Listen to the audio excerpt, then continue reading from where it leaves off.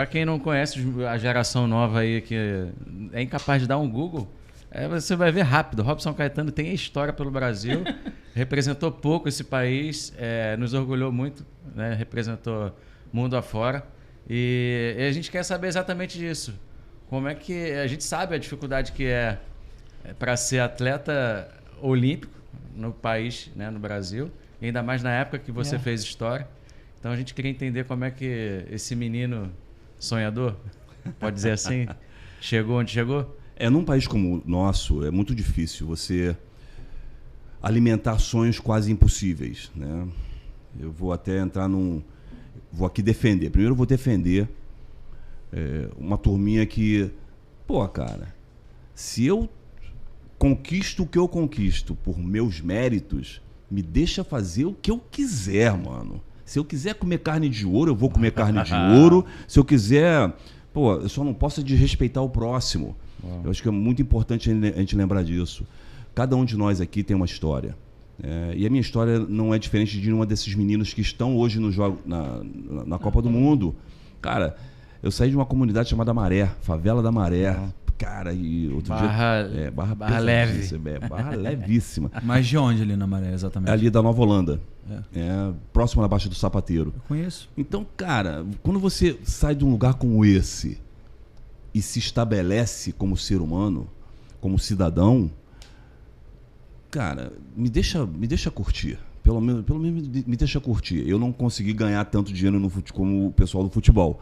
Mas, cara, eu acho meio hipócrita, assim, de certas pessoas. Poxa, mas aí estão comendo carne... Gente, na boa. Eu acho que a gente tem que começar a pensar mais em agradecer sempre, todos os dias, pelo fato de estarmos vivos e vendo o sucesso desses garotos. Vendo o sucesso de caras como eu, por exemplo. Eu sempre digo que ser preto no Brasil é difícil. Cara, é muito complicado. E ser preto no Brasil de comunidade, mais ainda. E o pior é que, às vezes, as pessoas fazem questão de apagar isso. Não é por aí. Você tem que ter orgulho da sua origem. Quando eu comecei a fazer esporte, eu corria pela rua e eu lembro das pessoas falando assim, brincando, zoando. Ia lá, tá treinando para fugir da polícia. Ia lá, tá fazendo aqueles pulinhos lá para poder pular o muro da penitenciária. E por aí vai. Quantas piadas de mau gosto foram feitas comigo? E hoje, quando eu olho para trás, eu tenho um orgulho danado de poder dizer, cara, valeu a pena. Sabe? Cada pulinho, cada corrida parecendo uma corrida maluca, sem saber exatamente para onde estava indo, mas o objetivo era um só. E ele só se concretizou porque nós temos umas chavezinhas na nossa cabeça, que elas são acionadas à medida que o tempo vai passando, né? E uma profissional de educação física chamada Sônia Rissetti me disse o seguinte: não pensa pequeno não, porque você, apesar de ser um favelado, você pode chegar a uma Olimpíada. Sabe por quê? Porque você é olímpico. E isso, na cabeça de um menino de 11 anos, 12... agora quantos anos você tinha. Cara, faz uma diferença enorme. Sem contar com o fato de que era mó gatinha, né, mano? Falando assim, pô, vai lá, cara. Era um incentivo maior, né? E desde daí o teu foco sempre foi a Olimpíada? Meu foco sempre foi me tornar olímpico.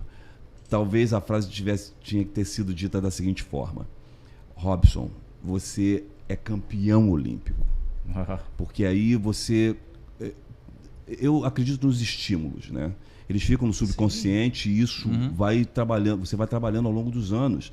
E conforme a gente ia trabalhando, eu ia percebendo a possibilidade. Com 13, 14 anos eu já estava na seleção brasileira. Com 15 para 16 eu já estava na seleção adulta. E aí o primeiro campeonato mundial que aconteceu em Helsinki, em 1983, estava eu lá. Molecão, 17 anos de idade. Eu, João Batista Eugênio, o Joaquim Cruz, Guilberto Guimarães, se eu não me engano, Zequinha Barbosa. Uma turma boa, né? Atletas representando o país na primeira competição oficial, né? Campeonato mundial. E foi a primeira vez que tu saiu do país para competir? Não. Aí não, eu já tinha saído do país outras vezes. Nas categorias de acesso, eu já tinha ido a cidade do México, já tinha ido à antiga União Soviética, já tinha ido à Itália, já tinha viajado bastante. Aqui pela América do Sul, Argentina, Chile, Uruguai, já tinha viajado um pouquinho. Então, assim, essas viagens nas categorias de base, elas me ajudaram muito a sedimentar a minha carreira. Afastaram algumas pessoas, porque o sucesso, de certa forma, afasta as pessoas. E eu lembro... Isso que eu ia te perguntar, você acha que o sucesso é criminalizado no país? É. Esse é quase que uma regra.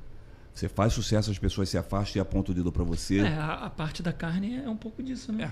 Tem muito a ver Foi isso com que eu perguntei também. Somos um povo, e aí me desculpem aqueles que não concordarem comigo, porque assim, somos um povo hipócrita demais, cara.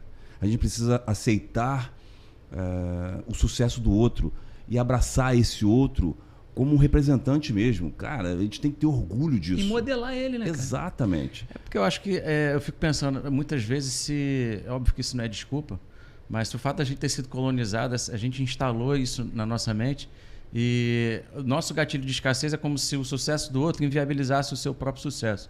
E, na verdade, não existe limite. Se você pode ter o sucesso, ele, todos nós. Só que quando eu vejo alguém próximo a mim fazendo sucesso, pode ser que... Eu não sei se é isso. Eu falo assim, pô, mas perdi minha chance. Será que é... Síndrome de vira-lata é um problema sério. Quando, na verdade, era para estar te bloqueando. Pô. Se ele pode, eu também posso. Exatamente. A gente tem que começar a... O sucesso é peculiar, né, cara? O teu sucesso é diferente do meu. Exato. Até como referência, né? Cada um tem uma referência. E cada um... Existe uma escala, né? Uma escala que a gente tem que respeitar. Claro, eu uso isso nas minhas palestras, né? Eu falo, você é olímpico. Não importa em quê, mas você é olímpico. Tenha certeza disso. O fato de você acionar essa chavezinha nas pessoas, e aí homem, mulher, criança, não importa. O olímpico, na minha concepção, é libertador porque dá a oportunidade da mulher se libertar de um relacionamento que está sendo ruim para ela. É libertador porque dá a chance de um cara que é um simples pedreiro. Vou fazer universidade, vou me tornar engenheiro. E se tornar engenheiro, claro que oportunidades elas precisam aparecer. E aí é uma questão mais política. A gente precisa dar oportunidades reais para as pessoas, para elas poderem competir no mercado de trabalho, num mercado que hoje está muito aberto, está muito mais amplo do que antes. Eu lembro que, quando eu fiz educação física, era uma profissão de vagabundo. E hoje não. Hoje o profissional de educação física ele tem um respeito, uma respeitabilidade maior, ainda não é a ideal, porque ele ainda passa por alguns preconceitos, e eu sou professor de educação física. Né? Então, só o fato de ser professor no Brasil, você já começa a pensar, caraca, vou mais passar... uma barreira. É mais uma. Só que aquela história, eu sou olímpico como professor, porque eu entrego o meu melhor.